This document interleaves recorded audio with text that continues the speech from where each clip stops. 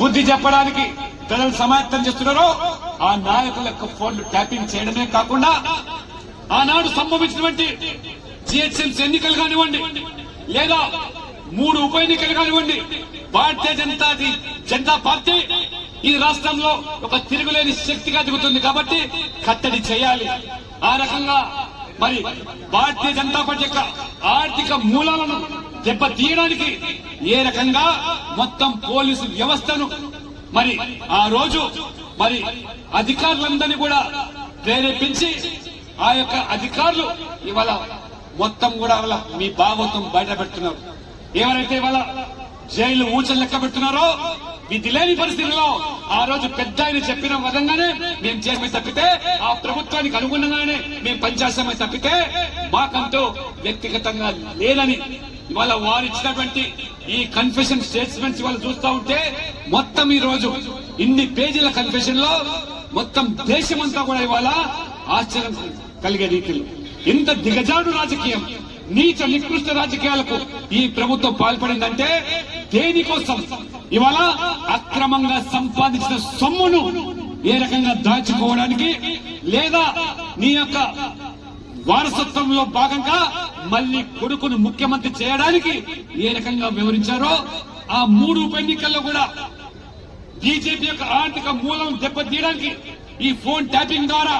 ఏ రకంగా దెబ్బ కొట్టారో అదే రకంగా పూర్తిగా ఈ యొక్క వ్యవస్థను కూడా మొత్తం ఈ యొక్క పోలీస్ యంత్రాంగాన్ని నిఘా వ్యవస్థను మేము అధికార పార్టీ టీఆర్ఎస్ పార్టీ యొక్క మరి ఆర్థికపరమైన వనరులను ఓటర్లను కొనుగోలు చేసడానికి అవసరమైన డబ్బును సాక్షాత్ పోలీస్ వ్యవస్థనే బాహటంగా వారి యొక్క అనుచరులకు వారి యొక్క అన్యాయులకు ఏ రకంగా చేర్చామో ఈ కన్ఫెషన్ స్టేట్మెంట్ లో ఈ పోలీసు అధికారులు మరి వ్యక్తపరిచారంటే ఇంకా అతి ముఖ్యమైనటువంటి ఆ పోలీసు ఆ యొక్క అధికారి ఇంకా అమెరికాలో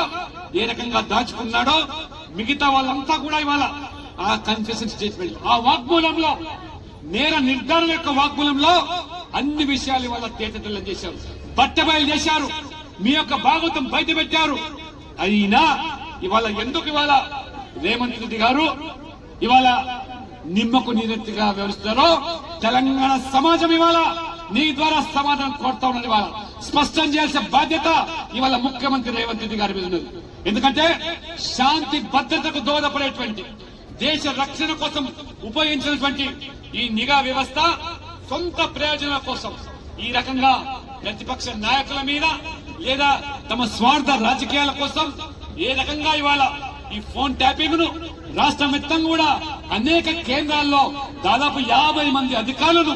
పూర్తిగా విదేశాల నుంచి ఈ టెలిగ్రాఫ్ యాక్ట్ కు భిన్నంగా కేంద్ర ప్రభుత్వం యొక్క అనుమతులు లేకుండా కేంద్ర హోంశాఖ యొక్క మరి అనుమతులు లేకుండా ఏ రకంగా విదేశాల నుంచి కూడా ఆ యొక్క టెక్నాలజీని ఎక్విప్మెంట్స్ తీసుకొచ్చి బాహటంగా వాడుకున్నారో మొత్తం ఈ రోజు ఆ యొక్క అధికారుల యొక్క